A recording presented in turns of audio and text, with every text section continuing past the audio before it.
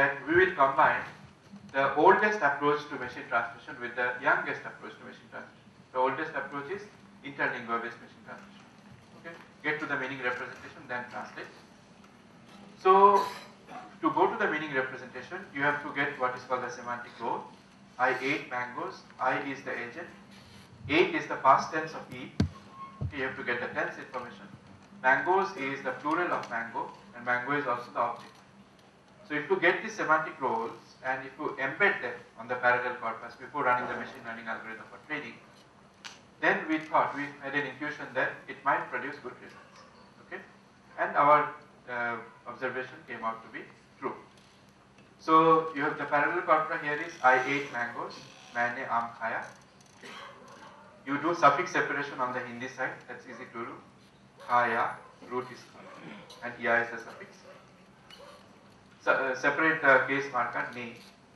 And on the English side, you embed agent and tense and object related information. Embed the semantic role. So this is known as the factored approach. It is a well-known approach since 2007. Our contribution was in finding out what will be a set of good factors. Okay, so the good factors were semantic roles and tense information on the English side and suffix information on the Hindi side. So I don't have time to describe all the nitty-gritties, but I'll straight away go to experiments. We trained the system, the factor-based SMT system, on about 12,000 sentences parallel corpora. The tuning was done by 600 sentences. The role of tuning I am not going to explain here. And we took 400 test sentences. Then we tested the performance of the system on baseline, which is pure SMT, no additional information, pure SMT. We got a blue score of 24.32. Blue score is a figure of merit, not explaining exactly what it means.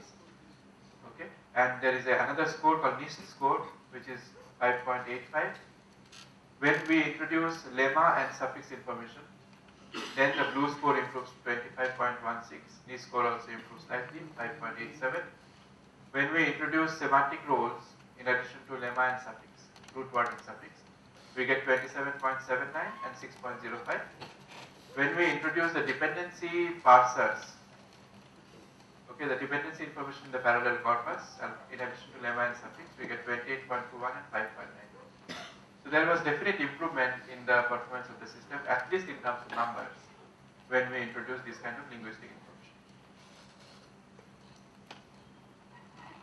Now, when the English side sentences are reordered, when they are brought into the order of Hindi sentences, then also it leads to quite a lot of improvement. This is a consistent observation across different machine translation groups in the world. So reordering actually improves the blue score. Okay, before running the parallel corpus and running EM algorithm, etc., you should bring the English order into Hindi order. Ram eats rice, Ram rice eats. Okay? So that improves the performance. We also did subjective evaluation with adequacy and fluency, and we found that when we introduce lemma, suffix and Stanford's dependency relations, the fluency score improves from 2.14 to 2.8. So it goes from 2, which was unacceptable, to the range of acceptable translation. Adequacy, the meaning transfer, moves from 2.26 to 2.82. The number of errors reduces from 2.16 to 1.4. Okay. Sentence length also has an impact on the score, but if you leave aside numbers, there should be some proof in terms of case studies. If I take this in English input sentence, inland waterway is one of the most popular picnic spots in Alappuzha. Alappuzha is a place in Kerala. Baseline translation, that is SMT system, produces a translation of this kind. में एक अंतस्थलीय जल मार्ग के सबसे प्रसिद्ध picnic स्थल में जलों में दौड़ती है. So this is quite a lot of nonsense, but some words are coming out correctly and not correctly. There is a remarkable improvement the moment we introduce reordering. Okay, the English sentence becomes reordered as Hindi word, And then the output comes out to be अंतस्थलीय जल मार्ग आलमपुरा के सबसे प्रसिद्ध picnic स्थल में से एक. Almost a perfect translation, but not completely. Okay, a native speaker of Hindi will still raise his or her eyebrows because of a particular mistake. That mistake gets corrected. That's a fine mistake. It gets corrected when you use factors. अंतस्थलीय जलमार्ग आलमपुरा के सबसे प्रसिद्ध picnic स्थलों में से एक. The earlier sentence was स्थल में से एक. Okay, that's not idiomatic, completely idiomatic. So we could see that if we introduce morphology and semantic roles, there is quite a lot of improvement in the performance of the system. Now we made a recent study in statistical machine translation. That is our Shat Anubada, which I was demonstrating some time back. This is statistical machine translation system between 11 languages, 7 Indo-Aryan, Hindi, Gujarati, Bengali, Odia, Punjabi, Marathi and Konkan. 3 WM languages, Malayalam, Tamil, Telugu. We did not get Kannada for this. Otherwise we could have introduced that also. Now here, there are 2 languages which are extremely interesting, Odia and Marathi. Odia and Marathi are at the border of South India and North India. Both languages have influence of South India on their basic structure. And the training corpus was 50,000 parallel sentences, as I mentioned already. And we computed the blue score, which is the standard practice. There were 3 systems. First was a pure statistical machine transfer system without anything additional done. Then the system S2 was a system where the source side sentences were ordered according to English language, Indian language order. Another reordering system was making use of Hindi specific rules. Hindi specific rule, in Hindi, the negation particle, nahi for example, does not behave like many other Indian languages. In Bengali, if I want to say I will not eat, ami khabo na, goes to the end of the sentence. Ami khabo na. How do you say it in Marathi? In Marathi also negation goes to the end. Mi khana nahi. Nahi, right? Nahi goes to the end. What about Gujarati? Does it go to the end or goes to the end? Nothing. So Hindi has a different behavior. You see, मैं नहीं खाऊंगा. So नहीं comes before खाऊंगा. So Hindi has its peculiarities, which was introduced. And then there was a system with transliteration. Now, this is a very interesting picture which emerges, and it is very intuitive.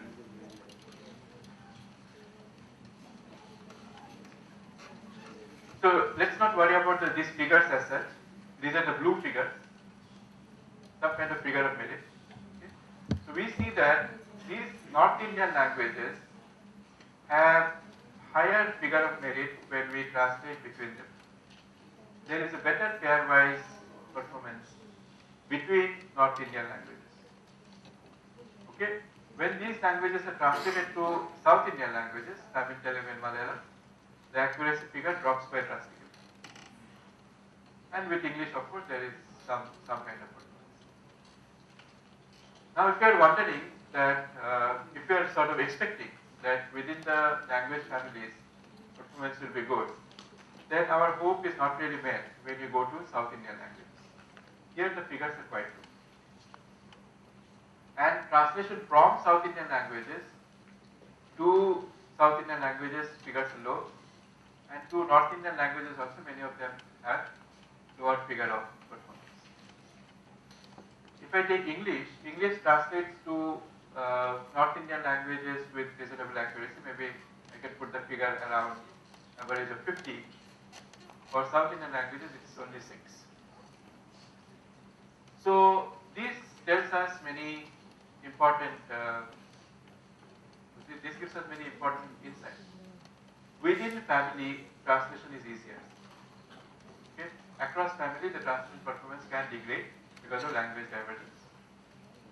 When the languages are morphologically very rich, which South Indian languages are, then without morphological processing, the performance is not expected to be high.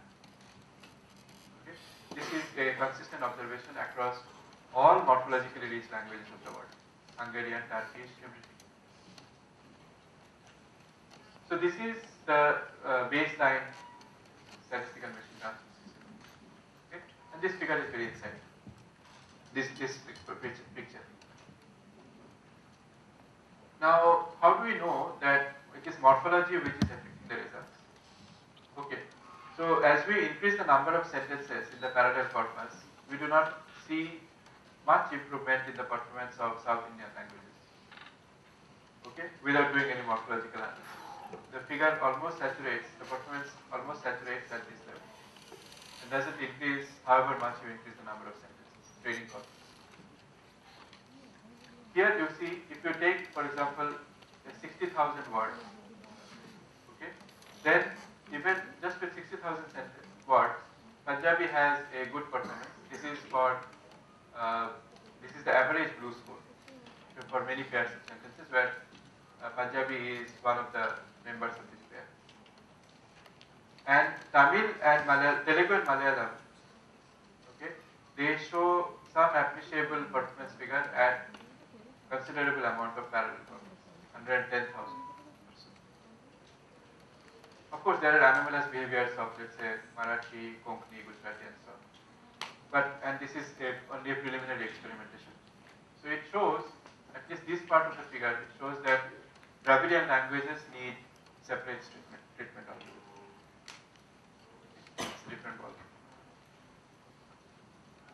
And here, these figures show that when we translate from English, then the baseline phrase-based system, machine translation system, can reach a figure of about 10 to 15 for Indo-Aryan languages. For Dravidian languages, it is low. When we reorder the sentences, then we get a great amount of improvement in the blue score. And finally, when we make use of transliteration, okay, for many Indian languages, the translation of words boils down to simply transliteration. Okay?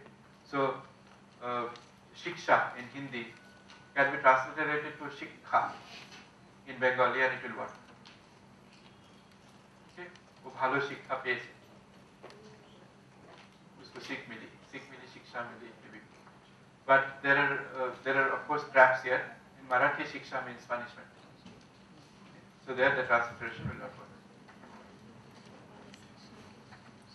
Okay. So this is one observation which I wanted to share with you, and that is producing some interesting observations, which will be reported eventually. I'll finish my presentation in 5 minutes or so with a very recent study, which is cognition and translation, and measuring translation difficulty. So first I'll motivate the problem. Suppose you are running a translation industry and you would like to pay the translators. The way the translators are paid in today's time is by sentence length. There is a per word charge. Okay? But that we contend is not a very good way to pay the translators, because sentences can be difficult in spite of their length being small.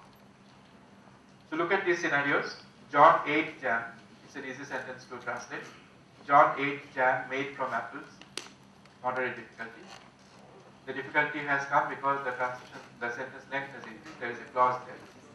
John is in a jam. That's a difficult translation, because it is idiomatic or metaphorical. So we decided to investigate the difficulty of translation and come up with a machine learning technique by which automatically one could see or detect the difficulty of a sentence. So we would like to make use of behavioral data. So we made use of what is called eye tracking. In eye tracking, the eye rests on different parts of the page. These are eyeball rest points. The size of the ball shows how much time the eye spent in that part of the text. Okay? The eye spent a lot of time here. And this ball-to-ball transition is known as sakar. Okay? So the size of the ball and the distance between the balls and the movement between the balls is a measure of difficulty of cognition that an individual is facing for doing a task. So there are eye tracking machines which do this task for us. Eye tracking machines come in many different shapes and sizes. This is the machine which is normally used, and we have made use of such a machine. So the translator, this lady, looks at the sentences here and produces the transmission, and the machine captures how the eye is moving on the screen. Okay, and if a translation is very difficult to make, then the eye behavior betrays that. Okay? It shows that difficulty, that cognitive difficulty. So eye tracking data is described by gaze points, that is the point where the eye is resting, fixation, the amount of time it spends, saccade, the point-to-point movement, scan path, the whole path of the eye, and regression, how many times the eye has gone back to a point. So there are different guidelines for eye tracking. I will not go into those. Use of eye tracking, very useful in psychology especially, but its use in NLP is very new. Okay? And its use in translation difficulty measurement is, to our knowledge, our work is the first such example. So we introduce a notion called translation difficulty index. It is a function of sentence length, the degree of polysemy of constituent words P, and the structural complexity. The number of meanings of a particular word, okay, and the structural complexity of the sentence. All this can be measured. There are ways to get numbers for this. So one of the interesting examples is the garden path sentence. So I show you these sentences here. Wolfgang's daughters study literature and engineering. Okay, please don't look at this sentence here. Look at this sentence. Wolfgang's daughters study literature and engineering. You are able to process this quite easily. This next sentence. While Mary was mending, the sock fell off her lap. I should not have pronounced it, but you try to read it. You will see a kind of difficulty. While Mary was mending the sock. Okay? Right. You will tend to stop there. And then you will say fell off her lap. And then you will think, is the sentence wrong? It is not wrong, because you can stop at mending. While Mary was mending, the sock fell off her lap. You might think there should be a comma here, but people don't use comma many times. So such sentences are called garden pathing sentences. The eye goes over the sentence and then comes back, repeatedly comes back. And what it is doing is that it is doing a backtracking in the mind to create a new parse. The first parse failed. Some words were left. So this shows that the eye tracking behavior can be captured to understand the difficulty of processing a sentence. So we did that, and we made use of something called translog data. Okay, I don't have time to go over all that. The main point was this. We wanted to create a regression machine based on training data, okay, which, when the test sentences are given, would produce the translation difficulty index. It will produce a number by which we will know how difficult the sentence is to translate. So we had annotated corpus of eye tracking data, and then we came up with this measure. The time taken by the eye is fixation time and saccade time. Okay, fixation time and the movement time on both sides, source side and target side, approximately. Okay, not giving lots of details because of lack of time. So this TP was correlated with TDI, translation difficulty index, by means of an SVM, with different kernels, linear kernel, polynomial kernel, and so on. And we found that a polynomial kernel of degree 2 was a good regressor. So here is an example. American Express recently announced the second round of job cuts. The translation difficulty observed was 0.24. The machine gave us this number. And what was there in the gold standard data was 0.23, so quite close. Sociology is a relatively new academic discipline. Observed TDI is 0.49 from the learning machine, and the gold standard data value was 0.53. Okay. So we did this exercise, and as I said, we found that with polynomial of degree 2 kernel, we got a good performance. So in other words, we have a machine which is trained on the eye tracking data, which will predict the difficulty of a translation of a sentence. Okay, now I'd like to summarize. We covered interlingua-based machine translation, the oldest approach to MT, covered SMT, the newest approach of MT, presented some recent study in the context of Indian languages, covered eye tracking, which brings cognitive science aspects to machine translation. This is something very new.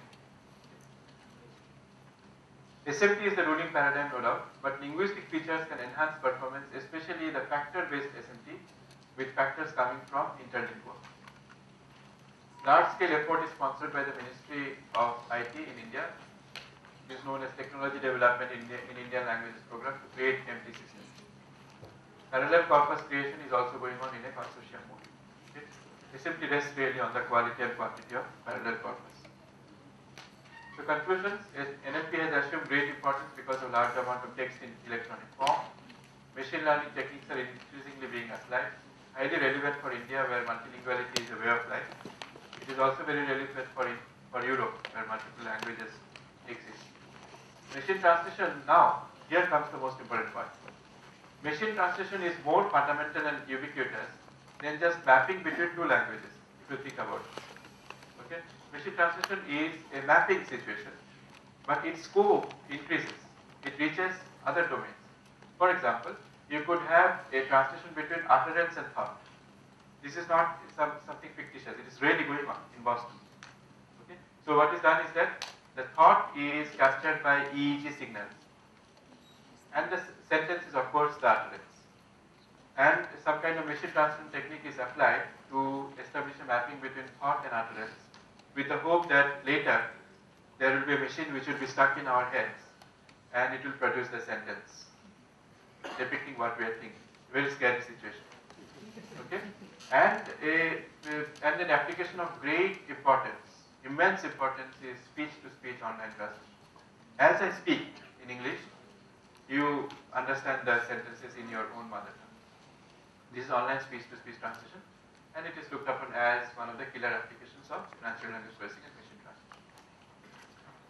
So most of what I say, at least our work, are available from my own homepage. Okay? If you go to Google and give my name, it will take you to this homepage. We have created lots of open source, freely downloadable tools and resources. They are available from our lab's homepage. CPILT is Center for Indian Language Technology. Do visit the lab page. Do visit my publication page to get an understanding of what is going on. And thank you.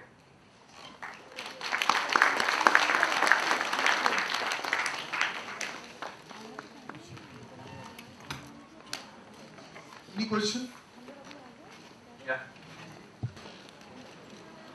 It was really a great talk. My question was more related to if the language happen in, let's say not, there is a three-pair language kind of thing. So let's say Hindi, English and Sanskrit, three of them are together. Is it that when I'm going from English to Hindi, Sanskrit can also help me because Sanskrit is going from Sanskrit to English and then coming somehow roundabout. So is it a possibility to use this extra knowledge which may be existing, but right now the way it has been shown, it's like only two pairs are taken. Correct. Very nice question. So there is this notion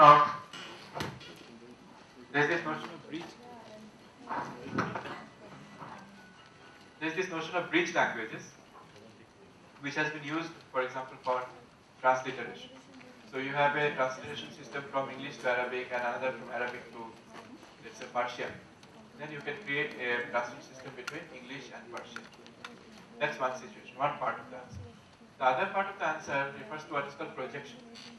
Okay, projection is projection of parameters, which are machine learned parameters from training data. This projection is done from one pair of languages to another pair of languages, which are familiarly close to each other. Okay. So the answer to your question is that yes, in two directions the work is proceeding to make use of a third language. One is the idea of projection, and the other is the idea of bridge language. Second question was slightly on the side that let's say Hindi kind of languages. आज मेरा इम्तिहान है और आज मेरी परीक्षा है. मेरी आज परीक्षा है. But it can be, rotated in certain ways. and still the language is not distorted. Right. So then the second part, which is on the lucidity side or something, is how you manage that. Yeah. Is it that if we put all these things in different forms and then give to the system, will the system be better behaved? Yeah.